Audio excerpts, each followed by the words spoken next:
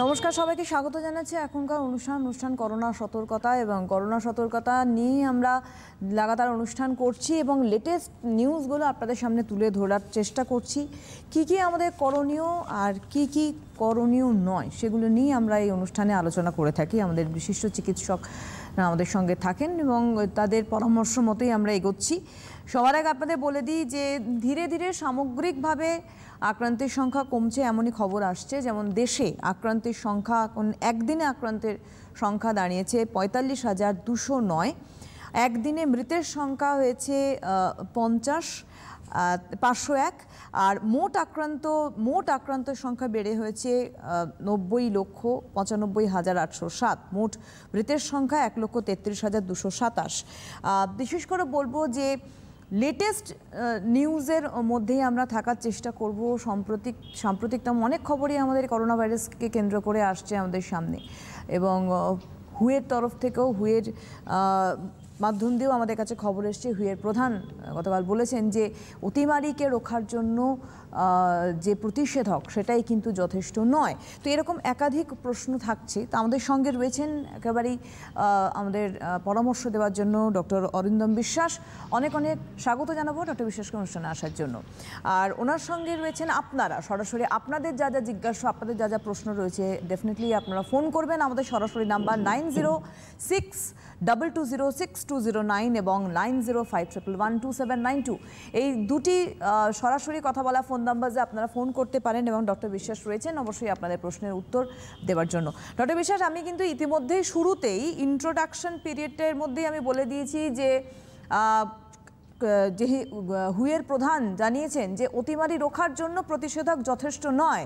এবার এটা নিয়ে আরও বেশি মানুষের মধ্যে কনফিউশন তৈরি হওয়া, একটু আপনার কাছে বিষয়টি ক্লিয়ারেন্স চাইব। দেখুন, একটা কথা, দুটো সুনির্দিষ্ট ওষুধ সম্বন্ধে আমরা জানি। একটা হচ্ছে ফ্যাভিপিরাভির আর একটা হচ্ছে রেমডেসিভির। দুটোই ভাইরাসের বংশবৃদ্ধি আটকায়। কিন্তু এতদিন গবেষণার পর বিশ্ব স্বাস্থ্য সংস্থা একটা বিজ্ঞপ্তি জারি করেছে যে রেমডেসিভিরের কার্যকারিতা নিয়ে প্রশ্ন তোলা যায়। কিন্তু আমি চিকিৎসক হয়ে বা যাদের চিকিৎসা করেছি সেক্ষেত্রে কিন্তু আমরা রেমডেসিভির ব্যবহার করেছি এবং 6 দিন ব্যবহার করেছি। প্রথম সেই 5 দিন 6 দিন ব্যবহারের পর কিন্তু আমরা কিছুটা সুফল পেয়েছিলাম। আমি বলবো না 100% ক্ষেত্রেই সুফল পাওয়া গেছে, কিন্তু কিছু শতাংশে সুফল পাওয়া গেছে নিশ্চিতভাবে বলতে পারি। তবে বিশ্ব স্বাস্থ্য সংস্থা তো সারা ভারতবর্ষ নিরিখে কথা বলবে না। ওরা তো সারা বিশ্বকে নিয়ে বিশ্বব্যাপী যে গবেষণা, বিশ্বব্যাপী যে একটা ওষুধের প্রয়োগ, তার সবকিছু ক্ষেত্রে বিচার ভাবনা সবকিছু মিলিয়ে ওদের একটা সিদ্ধান্তে উপনীত হতে হয়। সেক্ষেত্রে ওরা বলেছে রেমডেসিভির কিন্তু কার্যকারিতা দেখা যাচ্ছে না। একটা কথা, আমি কিন্তু বহুবার এই চ্যানেলে বলেছি, সুনির্দিষ্ট ওষুধ কিন্তু আমাদের নেই। আমাদের যে ওষুধ আছে সেটা হচ্ছে আমরা চেষ্টা করছি এই ভাইরাসকে কাবু করার জন্য, বংশবৃদ্ধিটাকে আটকানোর জন্য, আর তার মধ্যে প্রতিরোধ ক্ষমতা যাতে বেড়ে ওঠে আর তার সাথে ভাইরাসটা নিঃশেষ হয়ে যায়। কিন্তু সেইটা দেখতে আমরা বিভিন্ন ধরনের গবেষণা করছি, তথ্য অনেক উঠে আসছে, তথ্যের অত্যাচারে আমরা কিন্তু জর্জরিত, এটা নিয়ে বিন্দুমাত্র সন্দেহ নেই। কিন্তু একই সাথে রেমডেসিভিরকে আমি এক্ষুনি উড়িয়ে দেব না। আমি কিন্তু ভারতবর্ষের নিরিখে যদি দেখি, রেমডেসিভির প্রয়োগ করা হয়েছে, ভারতবর্ষ নিশ্চয়ই চিকিৎসা বিজ্ঞানীরা আছে, তাদের মতামত তারা ব্যক্ত করবেন। এই ক্ষেত্রে রেমডেসিভির নিয়ে একটা প্রশ্নচিহ্ন বিশ্ব স্বাস্থ্য সংস্থা তুলছে। তবে আগামী দিন আরো যেতে হবে, অনেকটা পথ হাঁটার পরই কিন্তু আমরা পরিষ্কার চিত্রটা বুঝতে পারবো। তবে বহু মানুষ সুস্থ হয়েছেন এই রেমডেসিভিরে, এটাও কিন্তু ঘটনা। আর ফ্যাভিপিরাভির যেটা মাইল্ড টু মডারেটের কথা বলছেন, সেটার বিষয় কিন্তু আমরা অনেক ব্যবহার করেছি, আমি নিজেও ব্যবহার করেছি, তাতে কিন্তু আমি সুফল লাভ করতে দেখেছি। এবং খুব তাড়াতাড়ি যদি আমরা এটাকে করতে পারি, খুব দ্রুত যদি আমরা প্রয়োগ করি, উপসর্গ আসার পরে পরেই সন্দেহ করে বা রিপোর্টটা আসার পরে পরে তাহলে কিন্তু ফ্যাভিপিরাভিরের কিন্তু যথেষ্ট কার্যকারিতা রয়েছে, সেটা কিন্তু প্রমাণিত হয়েছে। এই বিষয়ে আমরা আরো হয়তো আলোচনায় থাকবো, আমরা আরো হয়তো পড়াশুনো লাগবে, আমাদের আরো গবেষণা লাগবে, আমাদের আরো এই নিয়ে মননশীলতার পরিচয়টা দিতে হবে, কিন্তু মনোযোগ দিতে হবে এই ওষুধগুলোর বিষয়। কারণ কোভিড তো শেষ হয়ে যায়নি, এখনো সংখ্যা আসছে, মানুষের মৃত্যু হচ্ছে, পরিচিতদের মধ্যেও মানুষের যখন মৃত্যু হয় তখন সত্যি খারাপ লাগে। আমারও এক পরিচিত যে একজন যারা একটা স্টুডিও ছিল, সেও আজকে শুনলাম গত হয়েছে। তো কোভিড কিন্তু প্রাণ কেড়ে নিচ্ছে, এখনো সেই জায়গায় আসেনি যে কোভিডকে আমরা ছুঁড়ে ফেলে দিতে পারবো, যে কোভিডকে সাথে আমাদের যে যুদ্ধ হচ্ছিল সেটাতে আমরা জয়ী ঘোষিত হয়েছি।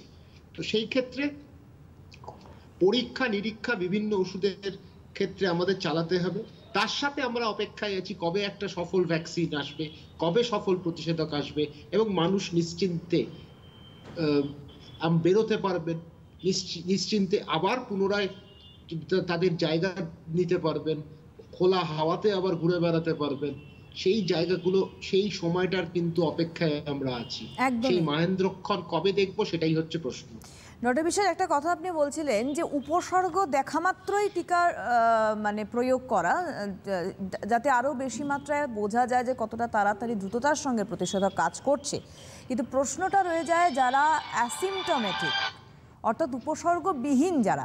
এবার আমার প্রশ্ন হচ্ছে, টিকা এলো, ধরে নিলাম ডিসেম্বরে টিকা এলো, এবার আমাদের এত হাজার মানুষ, প্রত্যেককে কি ধরে ধরে টিকা দেওয়া সম্ভব? মানে ইজ ইট পসিবল কি? দেখুন, 130 কোটি দেশে আপনার প্রশ্নটা একদম ঠিক। 130 কোটি মানুষকে টিকা দেওয়া সম্ভব না, কারণ এখানে অনেক মানুষ আক্রান্ত হয়েছে, এটা নিয়ে তো সন্দেহ নেই। তো প্রায় কোটি মানুষ আক্রান্ত হয়েছেন, তাদের ছেড়ে যদি আমরা কথা বলি, তাও যা সংখ্যাটা আসছে সবার ক্ষেত্রে দেওয়া সম্ভব না। কিন্তু আপনি যারা যারা আক্রান্ত হওয়ার সম্ভাবনা থাকে, বয়স্ক মানুষ, বাচ্চা, তাদের আমি এখনো পর্যন্ত প্রতিষেধকের কিন্তু সময়সীমাটা জানি না কোন বয়সে দেওয়া, কারণ পরিষ্কার করে এখনো সব জিনিসটা কিন্তু আসেনি, সব খবরটা কিন্তু আমাদের কাছে সরবরাহ করা হয়নি বা করা হচ্ছে না।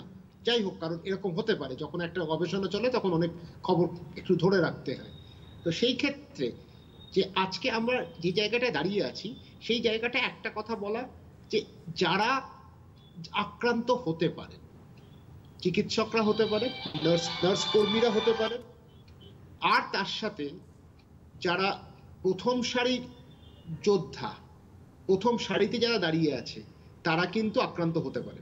তো সেই ক্ষেত্রে আমরা যেটা বিচার বিবেচনা করে প্রথম তাদের দেওয়া, তারপরে আস্তে আস্তে পরিবারবর্গকে দেওয়া, এইভাবে ছড়াতে থাকলে আর প্রাইমারি হেলথ সেন্টারগুলোতে দেওয়া। কারণ গ্রামাঞ্চলে মানুষের সেই স্বাস্থ্য ব্যবস্থা নেই, তো গ্রামাঞ্চলকে কিন্তু আমাদের শক্তিশালী করে তুলতে হবে স্বাস্থ্যের নিরিখে।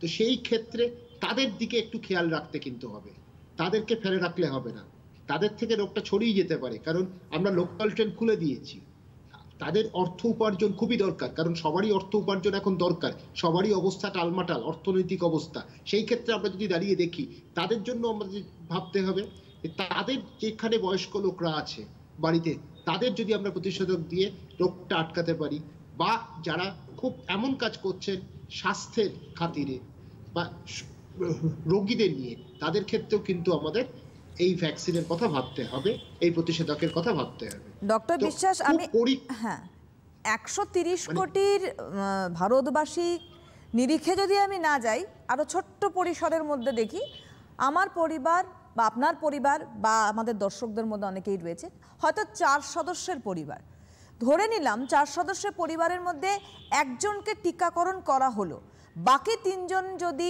টিকাকরণ না হয়, তাহলে কি গোটা পরিবার সেফ থাকতে পারে? দেখুন, নির্ভর করছে তারা কোথায় আছে। তারা যদি বাইরে বেরোয়, হ্যাঁ, তারাও কিন্তু সমানভাবে আক্রান্ত হওয়ার সম্ভাবনা থাকবে। সুতরাং টিকাকরণটা পরিকল্পনা মাফিক করতে হবে। যে পরিবারের একজনকে দিচ্ছি, বাকি সদস্যদেরও দিতে হবে, তাছাড়া উপায় নেই। এইভাবে টিকাকরণটা কিন্তু এগোতে হবে। তো এইভাবে পরিসরটা বাড়াতে হবে, পরিসরের ব্যাপ্তি ঘটাতে হবে। তা না হলে অসুবিধাটা হবে, পরিবারের খালি একজন পেলো বাকিরা পেলো না, সেখানেও কিন্তু আক্রান্ত হওয়ার সম্ভাবনা থাকে, 4 জনের মধ্যে 1 জন পেলেও 3 জন কিন্তু আক্রান্ত হওয়ার সম্ভাবনা থাকছে। সেই ক্ষেত্রে পরিবার চিহ্নিত করে, যেখানে বয়স্ক মানুষের বাস সেই তাদেরকে চিহ্নিত করে এগোতে হবে। কারণ তা না হলে কিন্তু পরিকল্পনা যদি আমরা অকৃতকার্য হই, তাহলে কিন্তু ঠিকভাবে এই প্রতিষেধক দেওয়া যাবে না। এরপরে যদি ঠিক মতো না দেওয়া থাকে, তখন কিন্তু একটা হাহাকার পড়বে, তখন তাড়াহুড়ো করবে, তখন কিন্তু কালোবাজারির একটা সম্ভাবনা থাকছে সব দেশেই, খালি ভারতবর্ষের বলছি না। কারণ আজকে ফাইজারের ভ্যাকসিনের কথা বলেছে, 25 থেকে $37 এক একটা ভ্যাকসিনের খরচ পড়বে। সেটা কিন্তু খুব কম না ভারতবর্ষের হিসেবে আপনি যদি দেখেন। তো সেই ক্ষেত্রে আমার বক্তব্য হচ্ছে, ভ্যাকসিনের যখন খরচটাও আছে, কিন্তু পরিকল্পনাহীন যদি একটা ভ্যাকসিন আমরা প্রতিষেধক দেওয়া শুরু করি, তাহলে কিন্তু কিছু মানুষের লাভবান হবে, কিছু মানুষ কিন্তু পাবেন না। তখন কিন্তু মানুষের মধ্যে একটা নৈরাশ্য হবে, বীতশ্রদ্ধ হয়ে যাবে মানুষ, তখন রোগটাও যদি বাড়তে পারে। আর তার সাথে সাথে আরেকটা জিনিস যেটা ঘটবে সেটা হচ্ছে কালোবাজারি। তখন কিন্তু অনেক বেশি দামে এই ভ্যাকসিন কিন্তু লোকে নিতে চেষ্টা করবে। সেই জায়গাটা কিন্তু আমার একটা ভয় আছে। সরকারকে অনেক কড়া হতে হবে, পরিকল্পনা করতে হবে নিখুঁত, যাতে ভ্যাকসিনটা ঠিক জায়গায় ঠিক লোকের কাছে পৌঁছে যায়, ঠিক পরিবার যেন প্রতিষেধক পায়। ডক্টর বিশ্বাস, আপনারা আরো ভালো আমাদের গাইড করতে পারবেন। বিভিন্ন এই যে আপনি বললেন না, তথ্যের মানে জ্বালায় আমরা জড়িত হয়ে গিয়েছি, তো বিভিন্ন ধরনের তথ্য উঠে আসছে। এরমও তথ্য পাওয়া যাচ্ছে যে ভ্যাকসিনের ক্ষেত্রে ইপস অ্যান্ড বাটসের মধ্যেই যাচ্ছি, ভ্যাকসিনের ক্ষেত্রে যদি আমরা কথার কথা যে আমরা যদি 70% লোককে ভ্যাকসিন দিই, বাকি 30% দিলাম না, বা 50% দিলাম 50% দিলাম না, তাতেও বলছে নাকি লাভ হতে পারে। তার কারণ হচ্ছে করোনা ভাইরাস যেহেতু চেন সিস্টেমে, মানে আমাদের মানে যেটাকে বলি আমরা চেন বা শৃঙ্খল, সেটাকে ভাঙতে সহায়তা করছে যে কোনো একটা প্রতিষেধক। সেটা 50 জনকে প্রতিষেধক দিলে বাকি প্রতিষেধক যারা 50 জন পাচ্ছে না তারাও কিন্তু বেঁচে যাবে। এটা কি এর সত্যতা আছে এই তথ্যের কোনো? দেখুন, একটা কথা, এটা খুব সুন্দর কথাটা আপনি প্রশ্নটা করেছেন, খুব সহজ ভাষায় আপনি যেটা বলেছেন একটা কথায়। তাহলে হার্ড ইমিউনিটি কখন করা হয়? যখন 50% মানুষ রোগটার প্রতিরোধ করার ক্ষমতা গড়ে উঠল, কিন্তু এই ভ্যাকসিন সেটার আরো সহায়তা করবে এই হার্ড ইমিউনিটি গড়ে তোলার।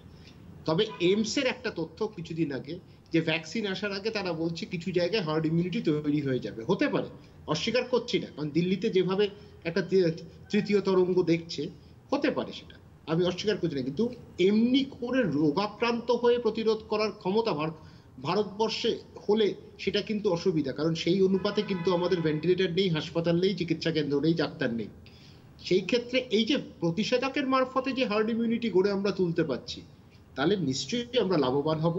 আমরা তাতে কিছুটা নিশ্চয়ই নিশ্চিতভাবে বলতে পারি, সামগ্রিকভাবে ভারতবর্ষের চেহারাটা কিন্তু পাল্টে যাবে। একদম। সম্প্রতি আমরা স্কুল অফ ট্রপিক্যাল মেডিসিনকে দেখেছি যে স্বাস্থ্য ভবনের তরফ থেকে সবুজ সংকেত দেওয়া হয়েছে টিকার পরীক্ষা নিরীক্ষার জন্য, এবং তার সঙ্গে সঙ্গে সাগর দত্ত হাসপাতালকেও কিন্তু একইভাবে সবুজ সংকেত দেওয়া হয়েছে। এই দুটি নিউজের নিরিখে কতটা লাভবান হতে পারে বাংলা, বা কতটা আমরা লাভবান হতে পারি? দেখুন, আমরা করোনা পরিস্থিতিতে ভারতবর্ষের নিরিখে, হ্যাঁ, আমরা বঙ্গবাসী, পশ্চিমবঙ্গবাসী হিসেবে নিশ্চয়ই এই দুটো কেন্দ্র খুবই, যেখানে প্রয়োজনীয়তা আছে ভ্যাকসিনটাকে আরো পরিসরটা বাড়ানো, পরীক্ষা করতে হবে, ভ্যাকসিনের উপর কাজ করতে হবে, আপনাকে লোক সংখ্যা বাড়াতে হবে। আপনি খালি কয়েকটা জায়গায় নির্ধারিত করলে হবে না, সারা ভারতবর্ষের বাড়াতে হবে। তো আমরা ভারতবর্ষের ট্রপিক্যাল কলকাতায় যদি স্কুল অফ ট্রপিক্যাল মেডিসিন আর সাগর দত্ত মেডিকেল কলেজকে ব্যবহার করা হয়, এটা তো খুবই ভালো পদক্ষেপ বলবো। মানে এই যে ভ্যাকসিনের জন্য অগ্রযাত্রা, সেইটা যেন ব্যাঘাত না ঘটে, এটাই চাইবো। কারণ এখন আমাদের একটাই চাহিদা, আমরা অনেক আলোচনা করেছি, ওষুধ আর নেই, নতুন ওষুধ অনেক কিছু গবেষণামূলক, সেগুলো করতে করতে ব্যবহার করতে করতে আরো 3-4 মাস কেটে যাবে। এই দুটো ওষুধ ফ্যাভিপিরাভির, রেমডেসিভির এতদিন ধরে চালালাম, তা নিয়েও প্রশ্ন আসছে। ফ্যাভিপিরাভির নিয়ে যদিও কম এসছে, কিন্তু রেমডেসিভির নিয়ে এসেছে। তো আমাদের এখন কি দরকার? একটা প্রতিষেধক যেটা মানুষকে বাঁচিয়ে দেবে, বাঁচিয়ে তুলতে পারবে, মানুষকে রোগমুক্ত করে রাখবে। তো সেই ক্ষেত্রে অনেক বিভিন্ন ভারত পশ্চিমবঙ্গে তো আরো জায়গা আছে, সবকটা হাসপাতালে ব্যবহার করা হোক না, শুধু দুখানা করে লাভ নেই, এখানে 17টা হাসপাতালকে ব্যবহার করা হোক, তাতে কিন্তু আমরা লাভবান হব, কারণ সংখ্যাটা বাড়বে, মানুষের উপর প্রয়োগ করলে আমরা আরো বুঝতে পারবো তাড়াতাড়ি যে ভ্যাকসিনটা কতটা কার্যকারী হবে, পার্শ্ব প্রতিক্রিয়া আছে কিনা, এইসব বিষয়গুলো খুব পরিষ্কার হয়ে উঠবে। তো যত লোক সংখ্যা বাড়বে তত যদি মানুষের উপর ভ্যাকসিনটা প্রয়োগ করা হয় বা মানুষের উপর গবেষণা করা যায়, তাহলে কিন্তু দ্রুত আমাদের একটা ফল প্রকাশ হবে। সেই দ্রুত ফল প্রকাশ এলেই কিন্তু আমরা নিশ্চিতভাবে বলতে পারবো যে আমরা সাফল্যমণ্ডিত হতে পারবো কিনা, একদমই তাই, কবে হব। একদমই তাই। আমাদের একজন বন্ধু রয়েছেন, ডক্টর বিশ্বাস। হ্যালো হ্যালো, বোধহয় নেই। আর একদম সত্যি কথা বলেছেন যে যত বেশি আমরা পরীক্ষা নিরীক্ষার সংখ্যা যত বাড়বে তত সুস্থতার হার আমরা কতটা রাখতে পারছি টিকাকরণের মাধ্যমে সেটা আমরা বুঝতে পারবো, একদম বাস্তব বিষয়। এখানে আরেকটা প্রশ্ন থেকে যায়, কারণ আপনি একটা কথা বলেছিলেন কালোবাজারি, সেই শব্দটাকে আমি নিয়ে বলি। যত বেশি টিকার মানে প্রতিষেধক তৈরি, পরীক্ষা নিরীক্ষা, গবেষণাগার বাড়বে বা হাসপাতাল স্বাস্থ্যকেন্দ্রের সংখ্যা বাড়বে, তাতে কি টিকার অর্থের জায়গাটা কি কমতে পারে বলে মনে হচ্ছে? কারণ আমাদের ভারতবর্ষে কিন্তু অবশ্যই দারিদ্র্য সীমার নিচে বসবাসকারী মানুষের সংখ্যা বেশি। দেখুন, একটা কথা, $25 হিসেবে যদি আপনি আমেরিকান ডলার হিসেবে ভারতবর্ষের যে খরচটা আপনি বলছেন সেটা কিন্তু একটু বেশি হয়ে যাচ্ছে। সেই ক্ষেত্রে ভারতবর্ষ সরকার নিশ্চয়ই চিন্তা করবেন, সব সরকারই চিন্তা করবেন যে মানুষের ক্ষেত্রে কোন দামটা ধার্য করলে মানুষ উৎসাহিত হয়ে আগ্রহ দেখাবে, প্রতিষেধকটা নেবার চেষ্টা করবে। আজকে যে দিনে 50 টাকা রোজগার করে, এর মতো আছে 100 টাকা রোজগার করে, তার কাছে কিন্তু প্রতিষেধক নেওয়াটা একটা লাক্সারির বিষয় হয়ে যাবে, বৈভব হয়ে যাবে। সেইটা যেন না হয়। ভ্যাকসিনটা সে প্রয়োজনীয়তা আছে বলে নিয়ে, সেখানে অর্থের সাথে কিন্তু এটা জড়িত, অর্থনীতির সাথে জড়িত। অর্থটা এমন অর্থে মূল্য করা হলো সেই যেটা তার পক্ষে অসম্ভব, সে তখন উৎসাহিত হবেন না বা উৎসাহ দেখাবেন না। সেই ক্ষেত্রে স্পষ্ট বার্তা, সরকার যেন দামটা নির্ধারিত করে, এই দামের বেশি যেন কেউ না নিতে পারে, এইটা হচ্ছে স্পষ্ট বার্তা। কারণ আজকে ভারতবর্ষে সরকার কিছুটা তো পিছিয়ে, নয়তো বেসরকারি জায়গায় যে খরচটা হয় সেটা যদি সরকার চাইতো কালকে নিয়ন্ত্রণ করতে পারবে। সরকার যদি ওষুধের কোম্পানিগুলোকে নিয়ন্ত্রণ করতে বলে কালকে পারবে, সেই ইচ্ছে শক্তিটা দরকার। কিন্তু এই ক্ষেত্রে যেখানে মানুষের, সেগুলো না হয় পরের এজেন্ডায় থাক, পরের আলোচনায় থাক, কিন্তু এই মুহূর্তে প্রতিষেধকের যে খরচটা, সেটা আমার মনে হয় ভারতবর্ষের ক্ষেত্রে 800-900 টাকা বা 1000 টাকার উপরে গেলে কিন্তু সব মানুষ এটা গ্রহণ করবেন না বা কোনো রকম আগ্রহ দেখাবেন না, সেটা কিন্তু স্পষ্ট। সুতরাং এমন একটা দাম ধার্য করা হোক যেটা মানুষ নিতে পারে। একদম বাস্তব বিষয়। কারণ আরেকটি কথা বলি, এই যে প্রতিষেধকের আমরা পার্শ্ব প্রতিক্রিয়া শব্দটা শুনছি, যে প্রতিষেধক দিলেই যে আমি একেবারে আমার হার্ড ইমিউনিটি তৈরি হলো তা নয়, আমার শরীর, আমার কেমিক্যাল বডি আদৌ ওটা নিতে পারলো কি না, এটা একটা বিশাল বড় পরীক্ষা নিরীক্ষার ব্যাপার। কারণ আপনি বলছেন একদম ফার্স্ট লাইনার্স যারা রয়েছেন, কোভিড ওয়ারিয়ার, তাদের তো ফার্স্ট প্রয়োগ করা হবে, যেমন চিকিৎসা জগতের সঙ্গে যারা যুক্ত রয়েছেন, প্রশাসনের সঙ্গে যারা যুক্ত রয়েছেন, প্রত্যেকে। কিন্তু এখানে প্রশ্ন হচ্ছে, যদি সাইড এফেক্ট হয় সেটাকেও বা কত দ্রুততার সঙ্গে কন্ট্রোল করা সম্ভব হবে? কারণ টিকা তো ছেড়ে দেওয়া হবে, আজ না হোক কাল তো ছেড়ে দেওয়া হবে। পার্শ্ব প্রতিক্রিয়া সম্বন্ধে একমাত্র উল্লেখ করেছে সেটা হচ্ছে আমাদের ভারত বায়োটেকের ক্ষেত্রে প্রথম দিকে তারা একটু ধাক্কা খেয়েছিল, কিছু উপসর্গ দেখা গেছিল মানুষের ওপর প্রয়োগ করে, সেটা কিন্তু তারা জানিয়েছিল। সেটা নিয়ে একটু বিতর্কের সৃষ্টি হয়েছে, তবুও তারা স্পষ্ট করে বলেছে হ্যাঁ পার্শ্ব প্রতিক্রিয়া দেখা গেছে, কিন্তু তবুও তারা আয়ত্তের মধ্যে আনতে পেরেছে এবং তারা এগিয়ে চলেছে। ফাইজার বলছে যে কোম্পানিটা, সেটা 98% এই প্রতিষেধকটা কার্যকরী হবে। আর রাশিয়ার স্পুটনিক, যেটা সব থেকে আগে আলোড়ন সৃষ্টি করেছিল খুব তাড়াতাড়ি বার করে, সেটা বলেছে 92%। কিন্তু এখন আমার বক্তব্য হচ্ছে 98-92% দিয়ে হবে না, একটা ভ্যাকসিন আনতে গেলে কিন্তু নিখুঁত আনতে হবে। ভ্যাকসিন যদি কার্যকারিতা হারিয়ে ফেলে তাহলে কিন্তু আবার ভ্যাকসিন দিয়ে লাভ নেই বা প্রতিষেধক দিয়ে লাভ নেই। প্রতিষেধক 100% কাজ করবে, সেই প্রতিষেধকই আনতে হবে পার্শ্ব প্রতিক্রিয়া বিহীন। পার্শ্ব প্রতিক্রিয়া মানে কি সামান্য জ্বর তা নয়। পার্শ্ব প্রতিক্রিয়া সে যদি ভ্যাকসিন নিল, তারপর তার কোনো নার্ভের ওপর, স্নায়ু যন্ত্রের ওপর আঘাত পড়লো, সে অ্যালার্জি ডেভেলপ করলো, সেটা মৃত্যুমুখী হয়ে পড়লো, সেইগুলো কিন্তু নিশ্চয়ই গ্রহণযোগ্য নয়। গ্রহণযোগ্যতা যদি করতে হয় তাহলে কিন্তু পার্শ্ব প্রতিক্রিয়া বিহীন বা খুবই সামান্য প্রতিক্রিয়া, একটু জ্বর এলো তখন প্যারাসিটামল খেয়ে আপনি ওটাকে মিটিয়ে নিলেন, ভ্যাকসিন কিন্তু ভ্যাকসিনের কাজ করে চললো। এই জায়গাগুলো আমাদেরকে দেখতে হবে, স্তরে স্তরে আলোচনা, স্তরে স্তরে বিশ্লেষণ এবং স্তরে স্তরে কিন্তু গবেষণার প্রয়োজন। তাহলেই কিন্তু বিষয়টা অনেক বেশি কার্যকারিতা লাভ করবে। একটু আগে যেটা বলছিলাম ডক্টর বিশ্বাস, যে ফ্রন্টলাইনার যারা রয়েছে কোভিড ওয়ারিয়র হিসেবে, তারা লাগাতার আক্রান্ত হচ্ছেন, তার থেকেও বড় কথা তারা কিন্তু অনেকের ফ্যাটাল কন্ডিশন চলে আসছে। বিশেষ করে যেমন গতকালই হয়েছে বালুরঘাট জেলা হাসপাতালে একজন দন্ত চিকিৎসক মারা গিয়েছেন এবং কোভিড আক্রান্ত হয়ে, এবং লাগাতার পুলিশ প্রশাসনের বহু পুলিশ কর্মী এবং উচ্চপদস্থ আমলারাও কিন্তু আক্রান্ত হচ্ছেন এবং মৃত্যুবরণও করছে। তো এনাদের ক্ষেত্রে আপনাদের তো লড়তেই হবে, কারণ আপনারা না লড়লে আমরা বাঁচব না। তো সেই জায়গায় দাঁড়িয়ে বিং আ ডক্টর, আপনি স্বাস্থ্যকর্মী থেকে শুরু করে প্রশাসনিক লেভেলে যারা রয়েছেন তাদেরকে আরো কতটা সতর্ক হওয়া উচিত, সেই বার্তাটা কি দেবেন? দেখুন, একটা কথা, 5 দিনে 5 জন ডাক্তার শেষ হয়ে গেল, আর একজন ডাক্তার যদি শেষ হয়ে যায় 50 থেকে 100টা পরিবার কিন্তু অসুবিধায় পড়ছে। যিনি স্থানীয়ভাবে যার প্র্যাকটিস আছে খুব ভালো, কারা অসুবিধায় পড়ছে? তার আশেপাশে যারা রোগীরা। তখন কিন্তু অসুবিধাটা কোথায় হয়ে দাঁড়াচ্ছে? এই যে 5 দিনে 5 জন ডাক্তার, এর মধ্যে কয়েকজন ডাক্তার মারা গেলেন কিভাবে? একদম ঘুমের মধ্যে। সেই জন্য এই ভাইরাস এর যে স্থায়ীভাবে কিছু পার্শ্ব প্রতিক্রিয়া হচ্ছে না তা না, আমরা যেটা বলছি মায়োকার্ডাইটিস হওয়ার সম্ভাবনা যে কোনো ভাইরাস থেকে হয়। কিছু ভাইরাসে বেশি হয়, কিছু ভাইরাসে কম হয়। কিন্তু এই মায়োকার্ডাইটিস মানে হার্টের মাসেলের ওপর একটা চাপ পড়া, নেতিবাচক একটা প্রভাব পড়া। এটা একটা প্রদাহ হচ্ছে এই হার্টের যে মাসেল, পেশিতে। তো সেইখানে যদি হঠাৎ আটকে যায়, হার্টটা কিন্তু রক্ত চলাচলও বন্ধ হয়ে যাবে, হার্টও চলাচল বন্ধ হয়ে গেল, হার্ট আর হৃদযন্ত্র কাজ করবে না। তখন হৃদযন্ত্র যখন কাজ করবে না, তখন মানুষের কিন্তু মৃত্যুটা আকস্মিক হয়।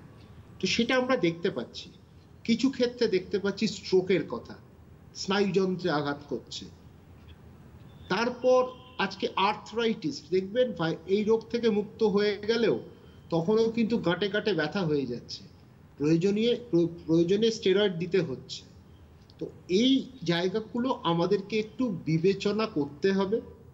সেরে গেলাম মানে না তার পরের দিন আমি ফুটবলটা নিয়ে বেরোবো বা একটু ক্রিকেটটা খেলবো বা একটু ছোটাছুটি করবো, 8 তলা উঠে যাব, 9 তলা উঠে যাব না। আপনাকে কিন্তু কিছুদিন আপনি নিজেরকে নিয়ন্ত্রণে রাখবেন। হাঁটা চলা, দৌড়ি কিছুটা কিন্তু আপনাকে নিয়ন্ত্রণে রাখতে হবে। তো সেই জন্য আপনাকে এই জায়গায় থেকে কোভিড ভাইরাস থেকে আপনি সেরে নিশ্চয়ই উঠেছেন, কিন্তু আপনি কিছুদিন বিশ্রামে থাকুন, আপনি কিছুদিন সাবধানে থাকুন, আর চিকিৎসকের সাথে যোগাযোগ করবেন। তার যদি দরবারে জানা যেতে পারেন, তার সাথে দূরভাষে যোগাযোগ করুন। কোনো অসুবিধার সম্মুখীন হলে নিশ্চয়ই বিষয়টা ভাগ করে নিন। তিনি আপনাকে ঠিক পথটা দেখিয়ে দেবেন যে কোন পথে গেলে আপনার সুচিকিৎসাটা আবার ফিরে পাবেন। কিন্তু আবার নতুন করে হলো এইটা, আজকে এখনো একটা বলছি, একটা প্রহেলিকা, তো যার রহস্যভেদ আমরা করতে পারিনি। তো এই রহস্যভেদ যখন করতে পারিনি, আমাদেরকে কিন্তু প্রতিনিয়ত মানুষের কি হচ্ছে, কেমন ভাবে তাদের আজকে অসুবিধাগুলো সে আবার নতুন করে সে বলছে, তো এই বহিঃপ্রকাশ হচ্ছে কিনা আরো কোনো কিছু অসুবিধা, সেটা রোগীদেরও যেরকম বলতে হবে, ডাক্তারদেরকেও যোগাযোগ রাখতে হবে। এই ডাক্তার রোগী যোগাযোগটা থাকলে, আর এইটা নিয়ে কিন্তু পর্যাপ্ত, মানে এটাকে পর্যাপ্ত আলোচনা দরকার। শুধু সেটা না, পর্যবেক্ষণও দরকার। পর্যবেক্ষণ যদি থাকে তাহলে এই মৃত্যুর সংখ্যাটা কমে যাবে। কিন্তু আকস্মিক মৃত্যু তো হচ্ছে, এটা কিন্তু ঘটনা। একদমই তাই। কিন্তু যেখানে আমি প্রশ্ন করলাম ডক্টর বিশ্বাস, যেমন আমরা সাধারণ মানুষ যারা রয়েছে, আম জনতা, তারা তো অবশ্যই সবসময় চিকিৎসকদের পরামর্শের উপরেই আমরা বাঁচছি। কিন্তু যে সমস্ত চিকিৎসকরা, অর্থাৎ আপনারা যারা ডিরেক্ট এই ধরনের কোভিড পেশেন্টদেরকে হ্যান্ডলিং করছেন, তাদেরকে সুস্থ করছেন, তাদের পরিবারকে আশ্বস্ত করছেন, তাদের মধ্যে যেহেতু আক্রান্তের সংখ্যাও বেড়ে যাচ্ছেন বা কিছু কিছু ক্ষেত্রে ফ্যাটাল কন্ডিশন আসছে, তারা যতই পিপিই কিট পরে থাকুন না কেন, আর কি কি সতর্কতা তাদের বজায় রাখা উচিত এই মোমেন্টে? দেখুন, ডাক্তারও একজন মানুষ, তারও অসুস্থ সে হতে পারে, তারও অনেক আনুষাঙ্গিক রোগ হতে পারে। তো সেই ক্ষেত্রে তাকেও যেরকম দূরত্ব রাখা সবসময় সম্ভব হবে না, দূরত্ব রাখাটা সম্ভব হয় না, কাছে রোগীর কাছে আপনাকে পৌঁছতে হবে। কিন্তু সেই সময় তার পিপিই কিট, মুখটা ঢাকা। আবার বলছি, একটা জায়গায় মানুষ যদি একটু বিষয়টা হৃদয়ঙ্গম করে তাহলে কিন্তু মানুষ ভালো থাকতে পারবে। সেটা হচ্ছে নাক আর মুখটা। হঠাৎ যদি মাস্কটা সরে গেল তখন কিন্তু ভাইরাসের প্রবেশ হতে পারে। সেটা নাক দিয়ে দুটো ছিদ্র থেকে, সেটা হচ্ছে নাক আর মুখ, এই দুটো ছিদ্র থেকে কিন্তু যেতে পারে। এই দুটো ছিদ্র যদি অবরুদ্ধ থাকে তাহলে কিন্তু ভাইরাস কিন্তু প্রবেশ করবে না। আর হাতটাকে পরিষ্কার রাখতে হবে, সেটা ডাক্তারের ক্ষেত্রেও। হ্যান্ড ওয়াশিং ব্যাপারটা তো আজকে আসেনি। আজকে যিনি হ্যান্ড ওয়াশিং বলেছিলেন একজন অস্ট্রিয়ান ডাক্তার, তাকে জেলে যেতে হয়েছিল, কারণ সে একটা সামান্য কথা বলেছিল। দুটো হাসপাতাল মিলিয়ে, যে হাসপাতালে যেখানে গর্ভবতী মহিলাদের যারা প্রসব করছেন, হাসপাতালে তাদের মৃত্যু হচ্ছে বেশি, কিন্তু এমন অন্য একটা জায়গায় যখন হচ্ছে বাড়িতে, তখনকার দিনে তো বাড়িতে হচ্ছে, আজকে 150 বছর আগে বাড়িতেও হতো, বাড়িতে এখনো হয়, তো হয়তো বিদেশে কমে গেছে অনেক। তো ঘটনাটা হচ্ছে ওই বাড়িতে যখন ডেলিভারিটা হচ্ছিল সেখানে মৃত্যুটা কম। সেই ডাক্তারবাবু কিন্তু শেষমেশ জেলে যান, জেলে যেতে হয় তাকে, পাগল বলেছিল তাকে, যে ডাক্তারদেরই দোষ দিচ্ছে সে হাসপাতালে থেকে।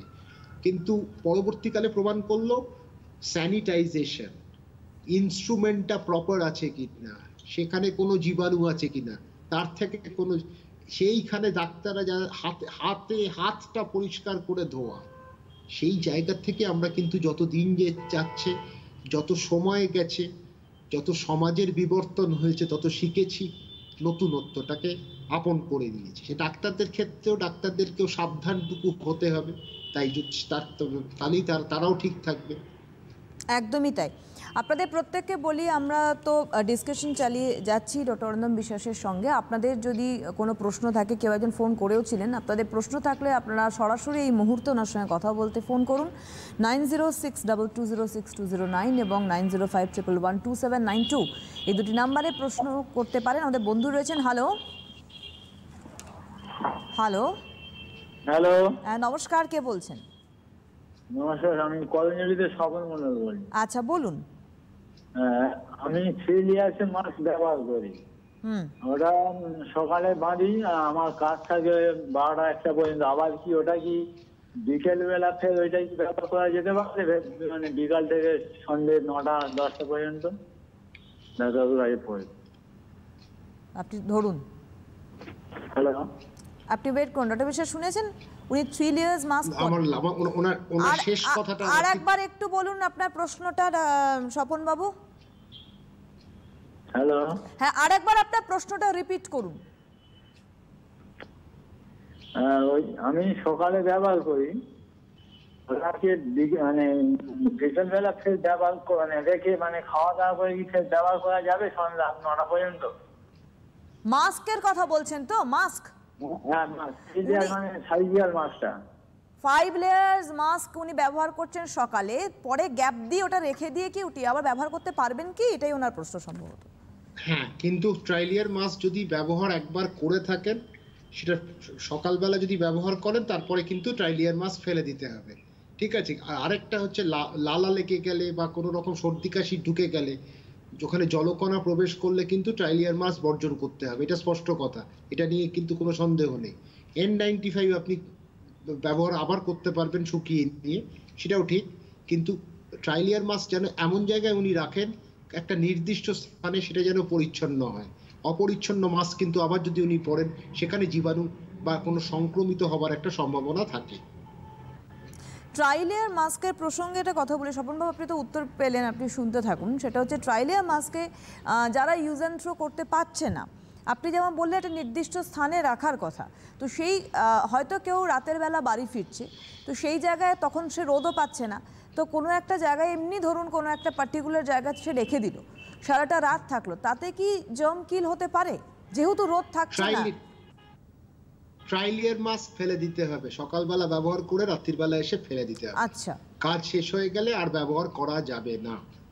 কিন্তু N95 বা অনেকে রিইউজেবল মাস্ক পাচ্ছেন, তারা ব্যবহার করুন, গরম জলে ধুয়ে নিন, পারলে নুন দিয়ে দিন, ওই জলটা ধুয়ে ভালো করে শুকিয়ে নিন, পুনরায় ব্যবহার করুন। তো N95-এও সেটা করা যায়। আজকাল রিইউজেবল মাস্কও এসে গেছে অনেক। তবে যেটা নিয়ে আইসিএমআর বারবার বলছে ভালভওয়ালা মাস্ক, দেখবেন অনেক মাস্কের সাথে একটা ভালভ লাগানো থাকে, সেইটা ব্যবহারটা না করাই ভালো। অবশ্যই তাই। ডক্টর বিশ্বাস, আপনি বলছিলেন একটু আগে প্রেগনেন্ট মহিলা যারা এই মোমেন্টে বেশ কিছু মহিলা রয়েছেন এবং এই কোভিড সিচুয়েশনের মধ্যেই তারা জীবন ধারণ করছেন, তাদের নিজস্ব জীবনের সঙ্গে আরেকটি প্রাণ জড়িয়ে রয়েছে, সেক্ষেত্রে তারা কতটা অ্যাওয়্যার হবে? কারণ তাদের অনেক বিধিনিষেধ থাকে, তাদের ডায়েটের বিধিনিষেধ থাকে, তাদের লাইফস্টাইলের বিধিনিষেধ থাকে, তারা কি করবে? আসবে, একজন বন্ধু রয়েছেন। হ্যালো। হ্যালো, হ্যাঁ নমস্কার, কে বলছেন? আমি বরানগর থেকে বলছিলাম। আমার বাবা এরকম কোভিড আক্রান্ত হয়েছিল। আপনার নাম কি? আমার নাম রীতা সাধুখা। হ্যাঁ বলুন, কোভিড আক্রান্ত হয়েছিলেন, এখন সুস্থ? এখন সুস্থ না, এখন হসপিটালিস্ট আছে উনি। কিন্তু উনি তো আমাদের বিছানাতেই ছিলেন। আমি কি ওনাদের ওই বিছানা আমাদের স্যানিটাইজ করা হয়েছে, ওই বিছানাটা কি আমরা কি ইউজ করতে পারবো? বা ওনার জিনিসপত্র যেগুলো ওগুলো ফেলে দিয়েছে উনি, যেগুলো ইউজ করছে, কিন্তু বিছানাটা তো আর ফেলা যাবে না, সেইটাই আর কি বলছে, ওটা কি করা যাবে? আচ্ছা, উনি কি শুনতে থাকবেন ডাক্তারবাবু? না ঠিক আছে, আমি বলছি, আপনি শুনতে থাকুন। উনি স্যানিটাইজ করেছেন, ওটাকে পরিচ্ছন্নতা বজায় রেখেছেন যথেষ্ট। দুঃখের সাথে হয়েছে ঘটনাটা, ওনার বাবা আক্রান্ত হয়েছেন, বাবা দ্রুত সুস্থ হয়ে ফিরে আসুন, সেটাই আমি চাইবো, আরোগ্য কামনা করছি। আর আপনি আসবাবপত্র নিশ্চয়ই ব্যবহার করতে পারবেন, কোনো অসুবিধা নেই, ভালো করে ধুয়ে নেবেন, পরিষ্কার জিনিসগুলো স্যানিটাইজ করবেন। যা আসবাবপত্র উনি ব্যবহার করছেন, ওনার যা ব্যক্তিগত জিনিসপত্র, সেটা ব্যবহার করার নিশ্চয়ই যোগ্য হবে যদি পরিষ্কারভাবে শুদ্ধিকরণ প্রক্রিয়াটা আপনি নিখুঁত করেন। তো সেইখানে আপনার দায়িত্ব যাতে শুদ্ধিকারক ব্যবহার করা, শুদ্ধিকরণ করা, সেইটা যদি করতে পারেন তাহলে কোনো অসুবিধা নেই। ভয়ের আদপে আমার মনে হয় ভয়টাই আরও মানুষকে অনেকটাই পিছিয়ে দেয়, তো সেই জায়গার থেকে অনেকটা নিজেদেরকে আশ্বস্ত করুন যে সুস্থ থাকবেন। কারণ চিকিৎসক যেমন ডক্টর বিশ্বাস বলছেন, প্রত্যেকে আপনাদেরকে বেসিক্যালি বা আমাদের প্রত্যেককে ওনারা আশ্বস্ত করছেন যে ভয়ের থেকে সতর্ক থাকাটা বেটার। যে প্রশ্নটা করছিলাম ডক্টর বিশ্বাস, যে যারা প্রেগনেন্ট রয়েছেন তাদের জন্য এমনি একটা স্পেশাল ডায়েট চার্ট থাকে, স্পেশাল লাইফস্টাইল থাকে, কারণ যেহেতু আরেকটি প্রাণকে সে নিয়ে বইছে, সেই জায়গায় কোভিড সিচুয়েশনে তাদের কি করণীয় রয়েছে এখন এই মোমেন্টে, এখন আনলক পর্যায়ে? দেখুন, কোভিড একটা প্রেগনেন্ট পেশেন্টকে খুব বেশি জটিল পরিস্থিতি কিন্তু এখনো পর্যন্ত তৈরি করেনি। সেটা কিন্তু যারা গাইনোকোলজিস্ট তারা অনেকবার বলেছে যে একটু সাবধানে থাকা, মাস্ক পরিহিত হয়ে থাকা, একটু দূরত্ব বজায় রাখা, খাদ্যের মধ্যে আপনি শাকসবজি ফল এগুলো যদি ভালো করে খেতে পারেন, আপনার দোকানে গিয়ে ভিটামিন সি, আয়রন আর ওটার দরকার পড়বে না,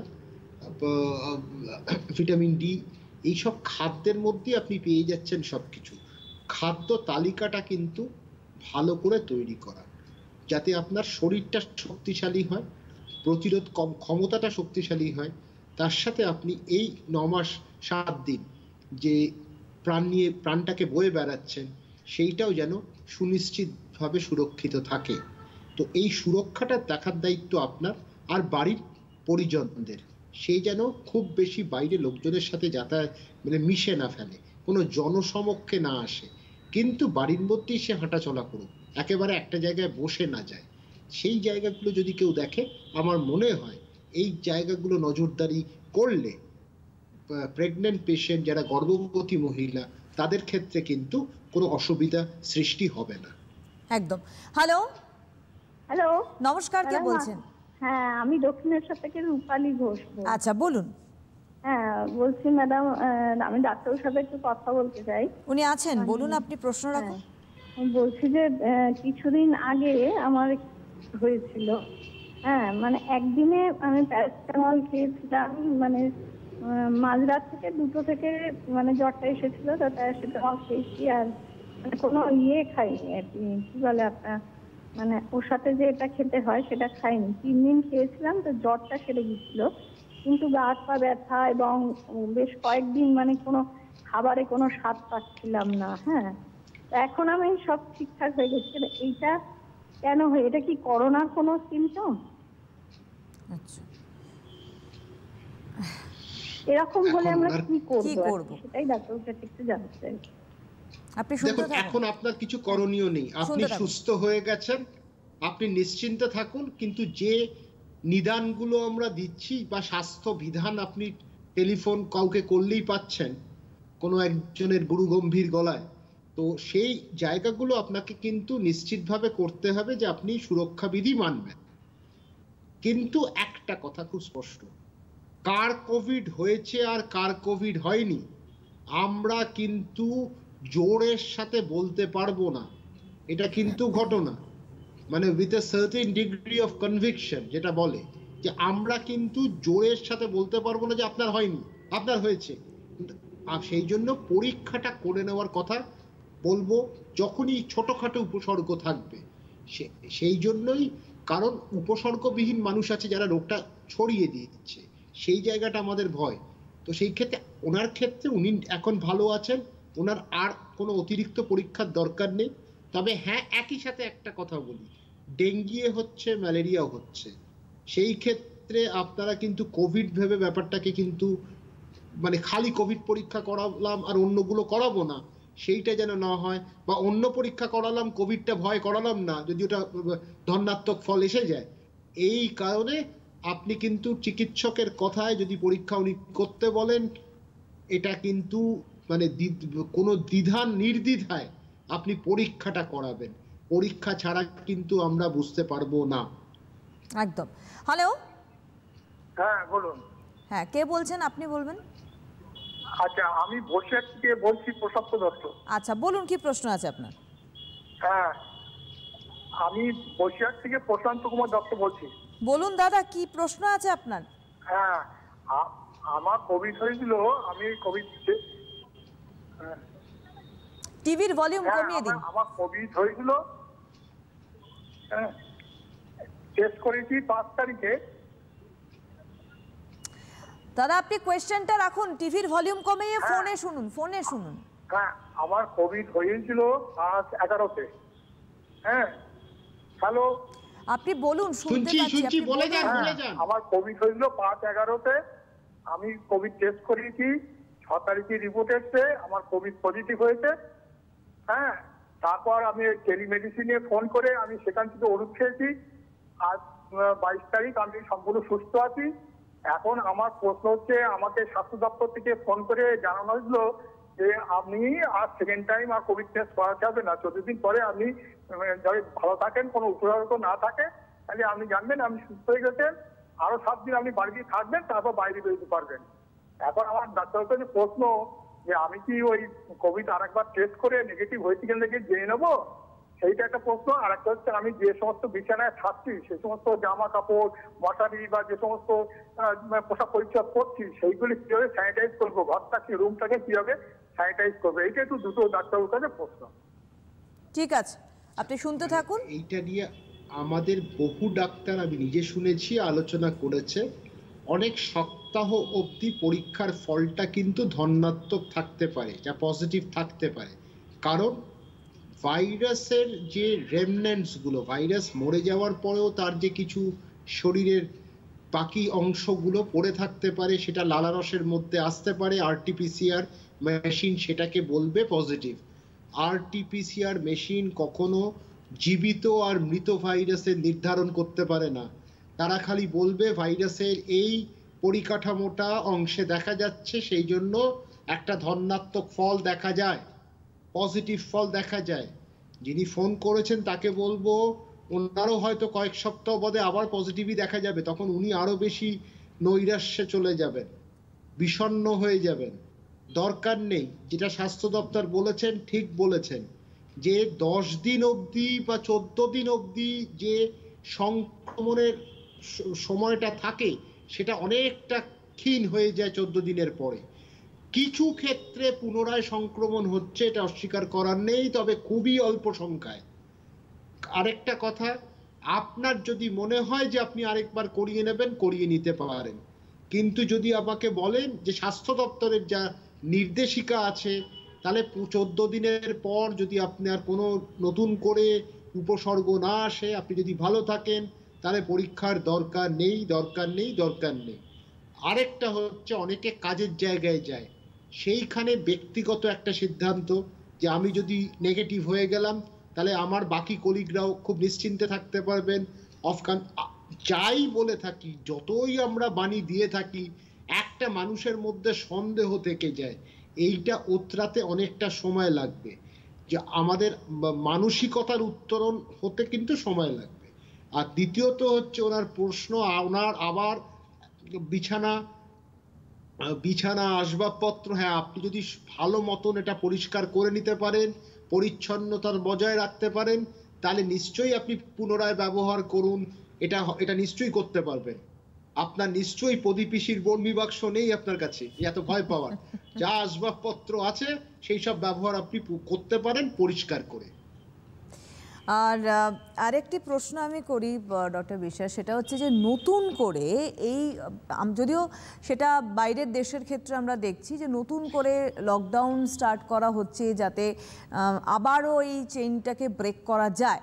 তো প্রশ্ন হচ্ছে, আমি সেদিনও বলছিলাম যে আমাদের ভারতবর্ষে, বা আপনি একটু আগে বলছিলেন যে আমাদের ভারতবর্ষে বিশেষ করে এই বঙ্গে আমাদের বহু মানুষ রয়েছে যারা দারিদ্র্যসীমার নিচে বসবাসকারী।